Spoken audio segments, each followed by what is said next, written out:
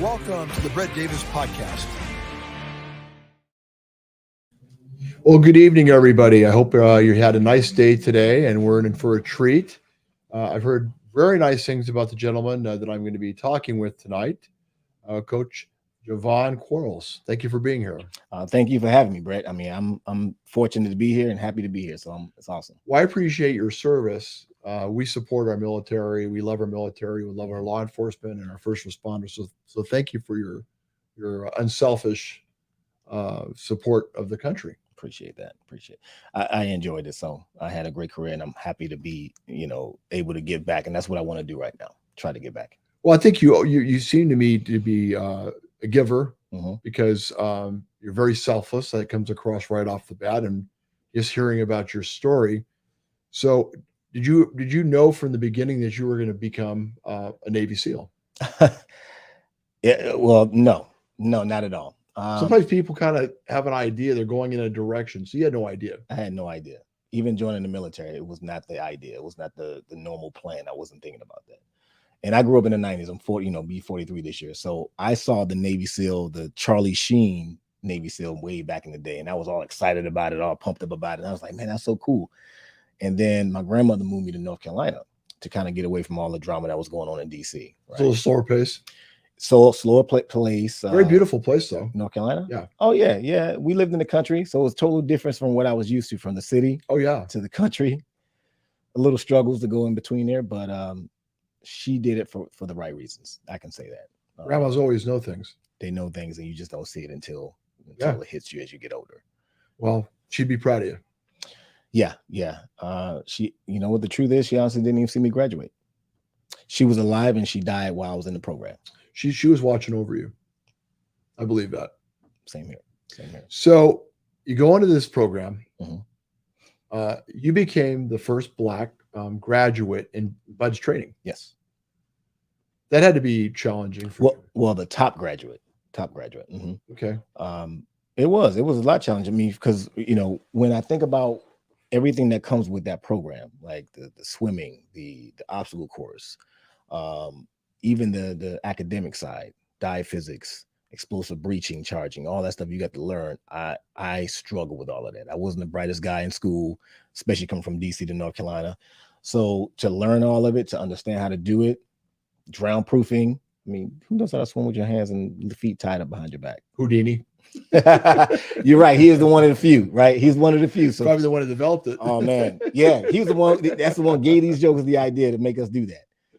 And it wasn't something that I was even thinking I would graduate and be the top candidate, period. I wasn't even trying to be that. I was just trying to graduate. I wanted to be able to say, from where I come from, I'm able to achieve something that people in my neighborhood where I grew up never even thought that anyone can do.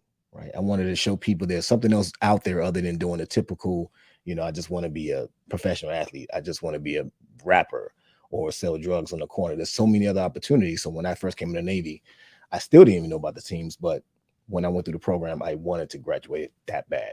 That's what kind of went through. How much did growing up in DC affect you in BUD/S? It affected me a lot. Right. I grew up, my mom was a drug addict. I clearly talk about that just fine. I don't have any issues with that. Didn't know who my father was. And I used to ask her back in the day, who is my father? I got two different names any every time I asked them. I've seen her get arrested. I've seen the domestic violence in the house, and I would stay at my neighbor's house watching her get hauled out with the cops and all that stuff. So even my grandmother took me, and a lot of my other aunts and uncles took part in that as well. I wanted to make them happy that I can do something else. So that played a big role in me graduating the program. I was more inspired for them. So you didn't want to really go back to that lifestyle, even though you might have not gone back in your mind, not finishing the program, you probably in some way felt you probably were failing in some way, I would think. You didn't want to go back to that lifestyle. No. You didn't want to be live that situation or that part of your life anymore because you had enough of it. Yes. How much did your grandmother play a part in that too? Because you mentioned her already. She probably told you some things. She told me some things, and and she knew she wasn't gonna be around long enough for me. Her idea was to take care of her grandbaby, right? She had 9 kids of her own. They were all doing their thing, and her kids had, husbands, wives, and take care of their kids. So I was the one that she took hold of and made sure she wanted to give me something better. So she was the first initially. She was pushing me into the Navy, but she didn't want me to be a SEAL. Really? She didn't want me to be a SEAL because she thought she wanted everybody to protect her baby. She didn't want me to be in the middle of all the junk and all that stuff. And it was even during the time the rest of the family didn't even want me to go in the military. You know how the 90s was, the 80s and 90s. So a lot of my family was against it. But grandma was like, no, we're going to do this to him. He needs to go in there. He needs to find another way. And things. I mean, I had kids in high school. I was just doing dumb stuff. So when I told her I was going to be a SEAL, she was like, boy, you don't need to do that. That you need to just do your regular job and just get in, get some college, graduate, and get a normal job and live life. That's the mindset of people back then at that age. But I was like, nah, grandma, I got to do this. This is what I want. It felt natural for me. I was always an athlete, and I needed to do something. You probably channeled any type of pain that you'd probably grown up with, any type of challenges that you had grown up. You probably found a way to channel that, I would think, and to turn it into something. Or did you just block it out? No, I did channel that because my grandmother had terrible health. She was a diabetic. She was an amputee. She had heart issues. Wow. She was really, really bad. So growing up in school, she couldn't even see me play sports. She could never come and check me out. Wasn't healthy enough to go. Wasn't healthy enough to go. And then just couldn't get around. Wasn't mobile enough. So I had to put all the anger I had towards my mom, towards growing up the way I did, and put that into a box. But then look at my grandmother and say, I want to do this for you. I want to give you something because you never had a great life, right? I wanted to try to make something for her. So I made her my inspiration, and I blocked out everything else. And it was always about her. So it was always about someone else. Because when it's about yourself, you're just kind of selfish and things don't happen. You'll just kind of, go back to doing whatever was easy. Sure. So I wanted to make something happy for her, and I want to make her happy. So when I went through it, she hated it. But when she passed away, it was tough. She passed away on my birthday. So every birthday you remember her. My birthday, I remember her. You remember her anyway, but especially because it was your birthday. It was my family. And this is the craziest thing too. Remember, she had 9 kids. So when she passed away, I got the call. I'm in the training pipeline, and I initially didn't want to go home. She's in North Carolina. I'm in California, right here where we are. And I didn't want to go home because I knew if I went home, it was going to hurt me in the program. And it's going to push me back a little bit. I'm going to miss too much training. Then I got to wait. I'm going to get rolled back. And I'm like, I don't want to do that because I know she wouldn't want me to do that. So then I get a call from my aunt, and she was the one who told me that I have to come now, right? Because my grandmother made me her primary overseer or beneficiary person. So I had to come. I had to come and sign everything. Sure. Never done something like that before in my life, right? So you get the house or whatever she had, or no, didn't get any of that stuff. Because the kids she put the house in the kids, but I had to sign over everything for her. It's different because you were responsible in her eyes that you were going to take care of it. She didn't trust her kids to do it. Man, it was the weirdest thing. They probably weren't really happy about that. Oh no, the women. I will say I never got any resentment from my family on that. I think the women, especially my aunts, because they loved me and they treated me like their kid as well because they saw what was going on with my own mom.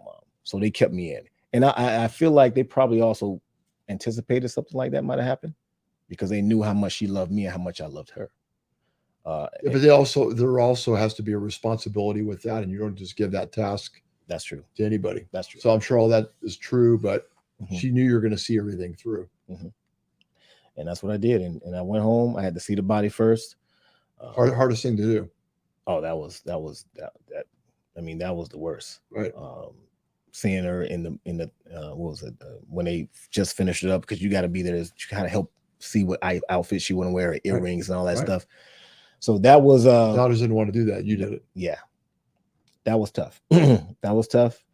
And then we had a homegoing. It was on my birthday, and we threw a birthday. My family threw a birthday party for me. And understand, again, my family, we were very distant a lot, right? Other than my aunts for me. They tried to play that role as a mother figure for me. Some of my uncles too, but and it's like normal, my mom makes a lot of noise and because she's there, and she was like the black sheep of the family. So it wasn't good. But finally it was all done. I felt good about it. I was happy. And I was like, I'm gonna do this for you now. I'm going to graduate this program. Got back to my class in San Diego here, and my instructors let me stick into the class that I was already a part of, so I didn't lose anything. So how long were you in the SEALs? My total career in the SEALs was about 15 years. Wow. 15 years. Yep. So during that time, you probably would say towards the end of all that, you probably saw a lot of very interesting things that we won't talk about. Out of respect for the government and also for you. Right. But I can't even imagine the things. And I've heard stories. I have friends that are SEALs, and I just know things. Right. So towards the end of your career, you're thinking, what am I going to do next? Because you're young. Right. So what came to mind? I had no idea. Honestly, I went into my own mental health, depression, getting out of the military. Because when I first got out, I was kind of lost. I tried some things or whatever. I was trying to be an entrepreneur prior to getting out. And it was doing well while I was active because I still had a job. I still had purpose to me. But once I got out, I felt like I lost it. Yeah, well, of course. You're going 100 miles a minute. And then you have to kind of stop and transition. I find that a lot of people in military, even though they're different branches, they seem to have that same challenge. There's a structure that's lost once you're not involved. 100%. I didn't know that, really. I heard it. What I don't understand is why. I mean, you heard it, but I wonder why there isn't more being done. They say that there is. I can't say that I don't know because I have not really researched it. But I know people that have done very well, but there seems to be a large group of people that are really not sure what to do. Yes, 100%. I'll give a plus on it though, because since I'm seeing all these different communities have come up for, especially in the SEAL community, where you have executives coming to meet up with us for like for a weekend or whatever, to kind of help you get a placement to find what you really want to do. And they're willing to give you that job. These high-end companies are doing this for us now. And I'm like, man, that's awesome. Right. So I'm getting in with these communities now to kind of get these ideas and all that stuff, like fitness, like I'm in right now. I can go in and schedule an appointment with some top fitness guru in just a civilian community, and that they can help me understand how to kind of create it and get a little bit better way on that. But it definitely wasn't that way initially. But the way they're doing it now, I'm like, it's changed. And I'm impressed. So how long has that been going on where you've seen the change? The last 2 years now. Okay, good. The last 2 years, yes. So you decide after your career, 15 years, that you're going to eventually find out that fitness is an area that you find fascinating. But did you know because there's a lot of different areas of fitness. Right. There's a lot of different types of trainers. It's not like the old days where the Mr. Trainer did or Mrs. Trainer did everything. Right. Now there's specialties. Oh yeah. And there's college kinesiology classes and nutrition courses, and it's become very highly educated. Yes. That's what. Yes. It's a different animal than it was in the old days because they didn't have this stuff. Nope. So you get out of the Navy SEALs, and then did you go to college or what did you do? Luckily I got my degree while I was in. Really? Yeah, I got my bachelor's in organizational leadership. Good. So once I got out, then I kind of went through that little depression state, right? Talked to some of my friends that kind of helped me through it, get through that mental issue, right? That mental wellness side. And then once I got it, then the idea popped, I want to be able to give people, because now I just got out the military and my job was to go out and take out bad guys so the local populace can have the freedom to roam and be happy, right? So I'm like, since I was giving back then, so how can I give back to people now? And I was like, well, I'm really big into fitness, nutrition, so let me jump into this. So I wanted to create something that I can teach people how to be happy in their own skin, right? A physique, a body sculpting type of program. Then I started researching to see if there's any SEAL running something like that, and I couldn't find one, right? You got Elitesealfit, but that's more geared towards helping people get to buds and graduate buds. You got so many other programs with people doing a HIIT and all that stuff, but nobody's doing like bodybuilding, body sculpting, physique to get people, looking the way they want to look. Well, a typical training program for SEALs is different than what you're talking about too. 100%. Yeah, you would not be a SEAL trying to go through my program. No, you'd pull a muscle. I mean, it's a whole different game. It's all about endurance. The calorie content. Yep. For a SEAL, I don't know how many calories you guys burn. 68,000 calories in a day, man. Something like that. When you think about when we ate breakfast, lunch, dinner, though each meal was like 2,000 calories. Right. I know the between the running and Hell Week, you probably had to be doing 6,000 to 10,000 calories in a day, I would guess. Insane, right? So you need to output and the fuel source in order to perform and accomplish the job. Now, when you're getting ready for a physique type situation, right? So did you have experience with the physique type of competition stuff, or what made you decide to go that route? When I first got out too, I first got a trainer to train me. Okay. Initially. Yep. I paid my own trainer to train me here in San Diego. And he was prepping me for my first competition. Is this somebody we know? Is this, you mentioned the name? He's local. He goes to the gym here in San Diego, the gym right there off of PB. Yeah. I mean, going into PB. Sure. His name is Richard Williams. I've heard the name. And we know the owner of all the gyms. Oh yeah. There's one guy. It's not the guy at the front desk. That's his partner. No, yeah. Rick is the one guy. Rick is the one that owns PB, but the guy that's carrying on and opens up. He has 8 of them now. That's George Jackson. Where's he at? George is all over the place. Oh, okay. George is the accountant.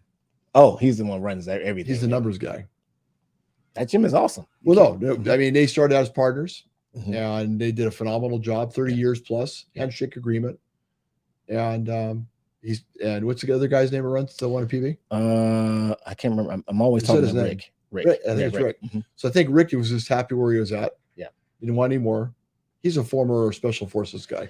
I know he was in the military. I know he's special forces. He's special forces. Okay, great guy, awesome. solid guy. Great gym. Probably one of the top gym chains in the country right now. Oh, I love it.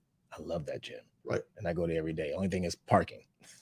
Yeah, people find a way. We find a way. If you want to work out bad enough and you want to work out and get that reach your goal and get to your potential, you're going to make sure you park somewhere. Well, that's where the best of the best go. Yes. Yep. Especially. So you go there, you work with Mr. Williams, right? Yep. Mr. Williams, and he teaches you some things. You're a phenomenal student because I can tell you learn on the spot pretty quick. Yep. You don't have to keep redoing things. You already counted this at all like a sponge. I was taking notes. I was writing everything. We would have conversations. Sure. It was an amazing time I had with him. And then it just unlocked something that I wasn't able to do ever while I was in the SEAL teams because the workout's totally different. Right. So I find it challenging because you had to learn and more interesting. And you said it right there, the challenge. Because it is different. Got it. It's a different animal. It made me hungry for it. I was hungry to get to the goal where he had me set up for, right? First to get up some weight, and then we're going to cut it down and lean out and make it look real sharp and chiseled like I was made out of wood. Right. That was the key. But to be disciplined enough to do it every day. Right. So that's the key with anything. Discipline, inspiration, being inspired, and then just going through the process of it. Because it took time. How long did it take? Almost a year. Yeah, that's probably about right. Almost a year, especially when you start out for the first time, even though I had a physique already there. I had the physique. I'm already there. Well, the type of conditioning you were doing, plus naturally you had probably a pretty good physique to start with, but you honed it, but you took it to a different level. Took it to a different level, and then you wouldn't know what happened right before, a month before my show. What show was it? I was doing the Excalibur in Arizona. Okay. Arizona. It used to be in Vegas in the old days. So, or in maybe Anaheim. So what happened? They had it in Anaheim too before. I tore my Achilles playing basketball. Sorry. 6 weeks out. I don't mean to laugh at you. Oh, it was so bad. It was so bad, right? And that was you tore your Achilles. I mean, it's like being shot. Right. You can't do nothing. It's like being shot. And man, Brett, I had trained for this whole thing for a whole year. I sacrificed, went through the process, ups and downs. So did Mr. Williams tell you it was okay to play basketball when you were dieting? Or did you do that on your own? He did not. He told me I should have known better. I had the same thing happen to a client of mine when I was a trainer. I told him not to play basketball. And he tore his Achilles. See right there. The type of workout, you already know the type of workout we're doing. You should not be doing that. Well, when you're on when your calorie content goes down, your body's not recovering the same. And so you have a higher risk of getting hurt. That's all about recovery at that point. You shouldn't be messing around. Anyway, I'm not telling you that, by the way. So no, I'm all about taking any type of advice and experience, and you have a plethora of that. So I'm glad to be here to hear. You know why, right? What's that? A lot of mistakes. Oh, that's what we say. And I'm old. A lot of mistakes. Man, you look good for being more mistakes.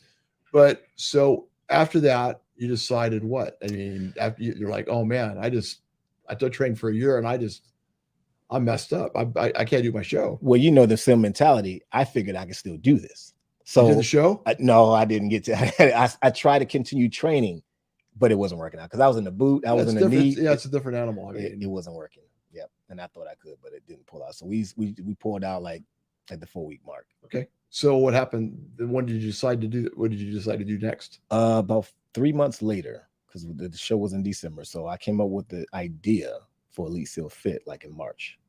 For the what? For the what? Elitesealfit. Okay. That came up and I woke up with it. You know, just those ideas because I was rattling my brain. What can I do? I was so hurt that I couldn't do my own physique competition. And I was going to eventually get back to it and do it again. And I just woke up with it and I was like, I got to figure out what to do. What's out there? What's the name? Who has a name? Who doesn't have a name? And I found out, I came up with Elitesealfit and it just went from there. And then next thing you know, I try to come up with clothing line. I'm still working on these things, nutrition. Do we have his website on there right now? Oh yeah. I mean, there's some photos here. I mean, these are my before and after pictures. So our computer died or something happened over here. There's nothing on the screen. Oh, but we're gonna put his photos up there. Mm-hmm. Okay. So I can't see anything. Oh, no worries. But the before picture right now. So I end up kind of getting chubby while I was trying to heal from my Achilles.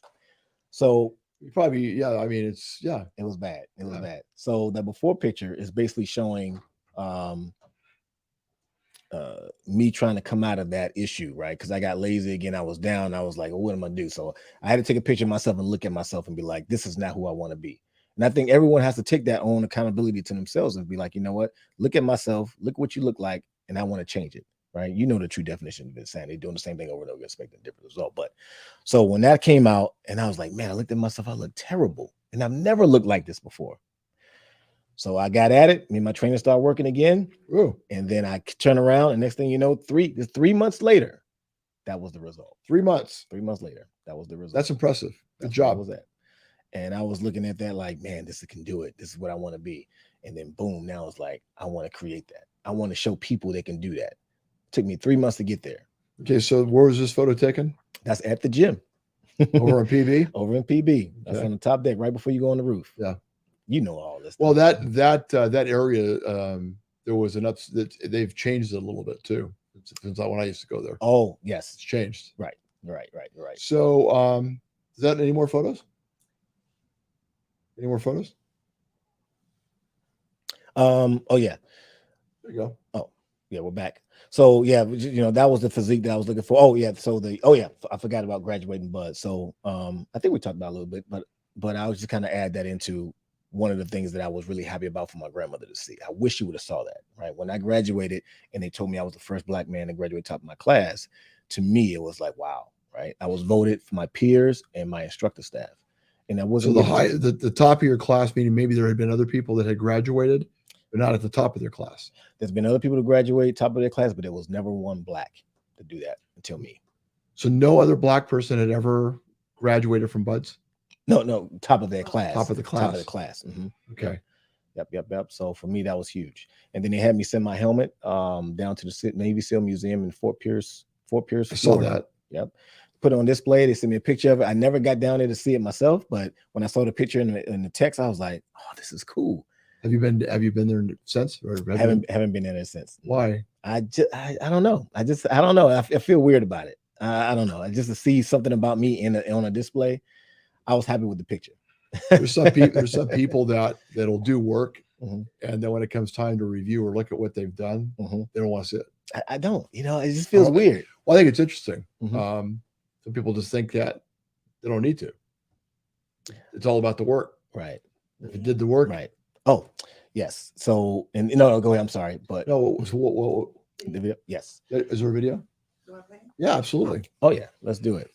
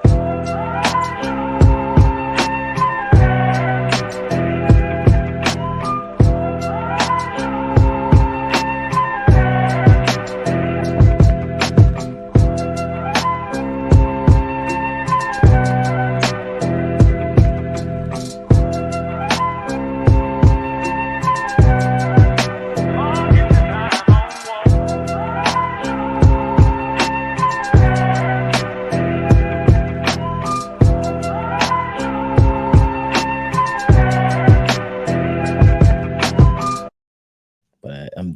Good? Awesome. Yeah. So take that back. Yeah. So yeah, I like to wear those camouflage pants in the gym because I'm trying to build my own brand, an old fad, right? To show people that when I go to the gym, I'm going in for combat, I'm going in for war, I'm going in to really get after it, not just play around and just mosey around and do the little cliche thing. I'm putting in work. Well, you have a peacefulness about you, but you also look like you're in the zone. But there's a peacefulness too. You don't look like you're. I mean, you can tell you're. Usually, I see people they're really pushing it. Right. You're pushing it, but you're at peace. Mm-hmm. That's kind of an interesting observation. You know, I've seen a lot of people, a lot of champions, and a lot of people through the years, and that's an unusual look. I'm glad you said it because sometimes I don't even listen to music while I'm in there. I'm in my own head. Yeah, you're in the zone. Mm-hmm.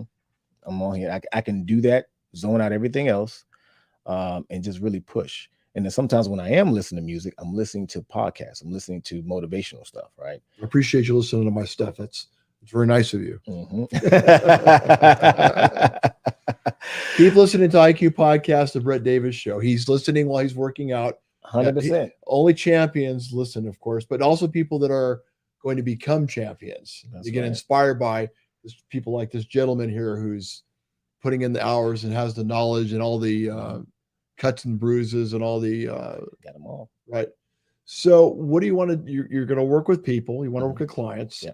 For people that are watching or after you show this podcast, what do you want people to know about your training? Who are you looking for? Honestly, who am I looking for? To answer that question, I will say, because I know that sometimes we want to pick a audience, a certain group, but I think my program can be good for any age group. It just depends on if you're looking to build a physique for yourself and look good, or if you're trying to do, other type of things. If you just want to be very agile and CrossFit and all that stuff, you won't want mine. But if you're looking to build a physical body that when you look in the mirror, you're happy with what you have, that's what I can give you, right? And that's coming from a Navy SEAL of over 22 years in the military, 22 years total, 15 years in the teams, that I can give you my experience, my knowledge, the people I've met, the training I've went through, the ups and downs I faced, being chubby and all that stuff, and being able to turn that around and look like the best thing out there, look like, a hero, superhero. You do look like a superhero. So 15 years in the SEALs. Yep.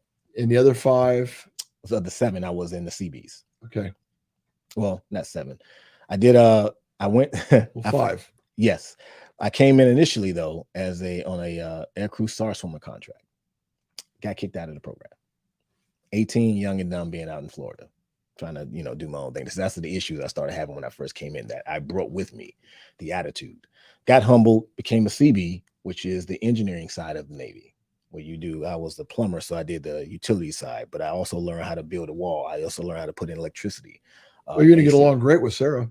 Oh, hey, I got you. Anything you want me to do here, I can help. But it's been some years since I've done that now.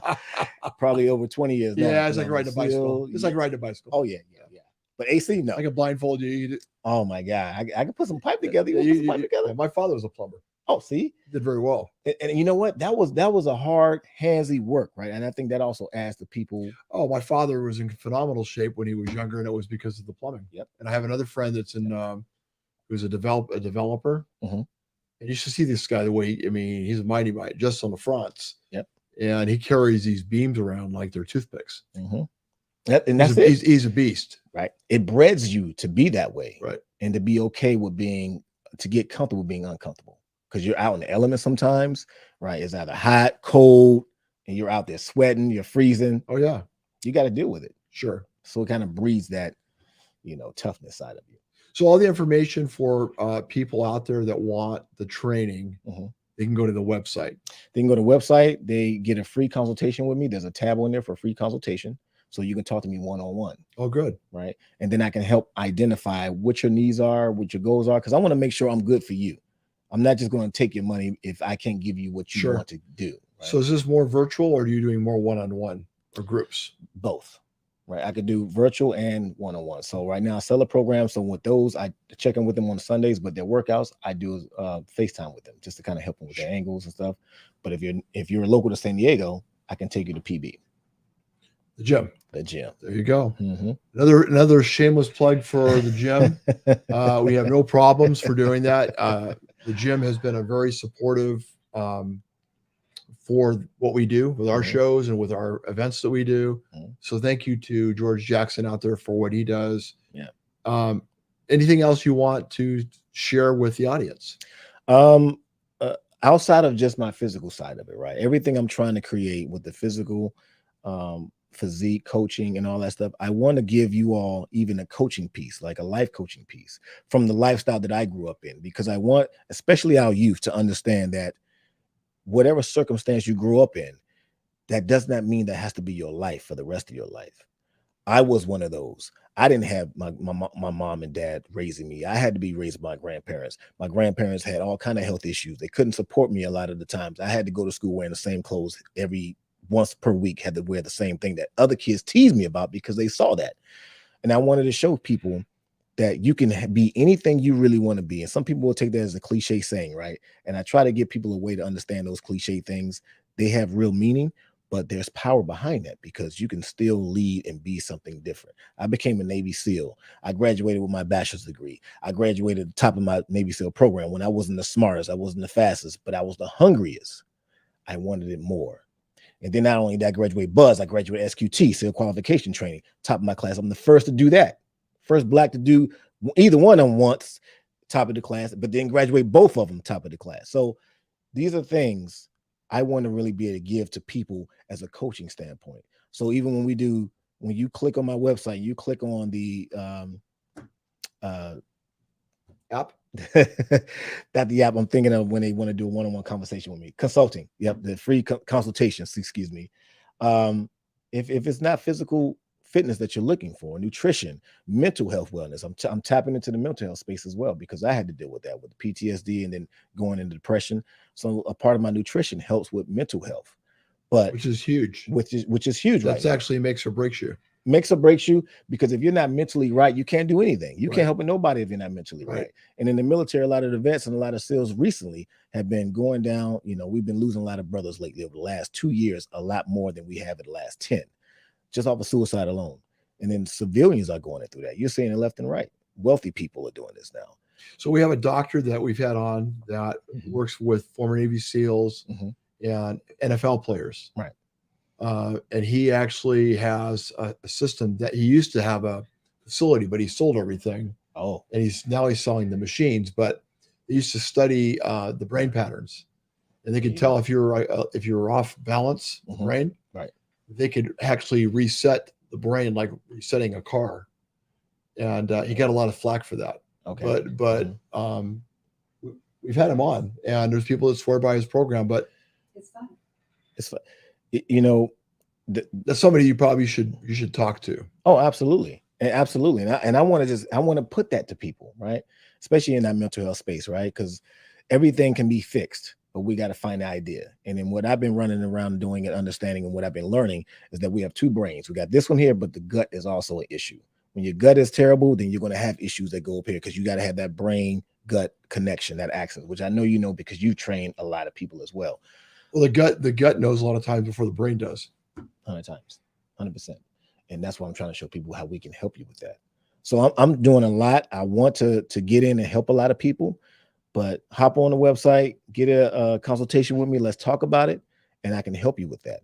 And then I'm also opening the coaching on top of just the physical side of it. So I want to help people be better completely. I want to train. I want to change the world. By the time when I die, I want to be able to say that I've helped impact a million lives in this world. Period. 1 million? 100%. 1 million. That was my goal. And you're on it. Look at you. Well, no, I backed off, but 1 million people it was the goal that I wanted to before I left. That was exactly what I said too. It was 1 million. So me and you already lying, and you're doing that with your radio station. Well, I think what's happened is that I realized that what you're doing is, and I have to still train daily because it's like therapy. Right. There was just so many different varieties of things going on in the world right now. Yeah.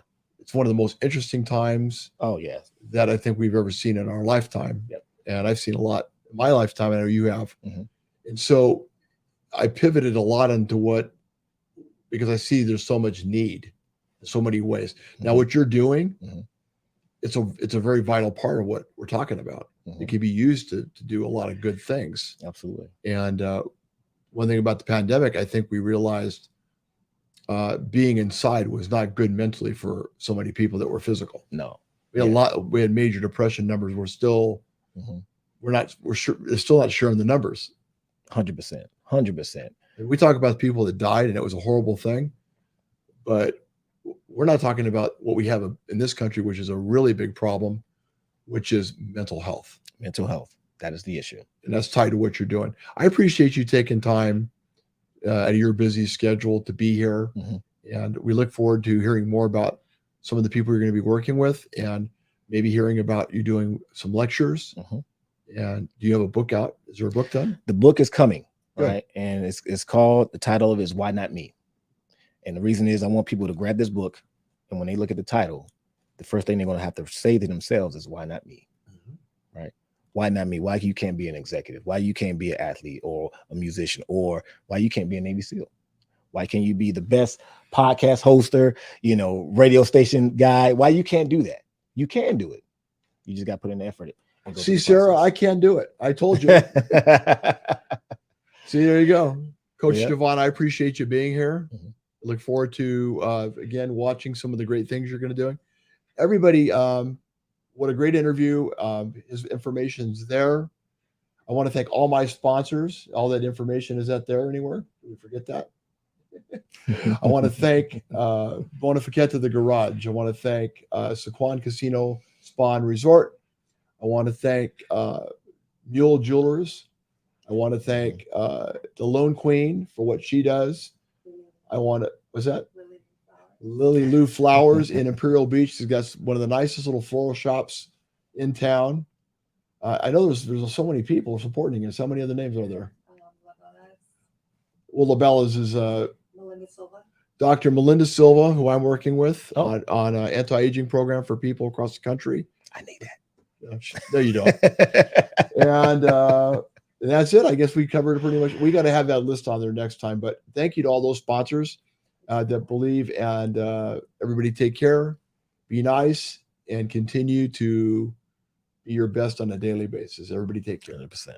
Take care. Good seeing you.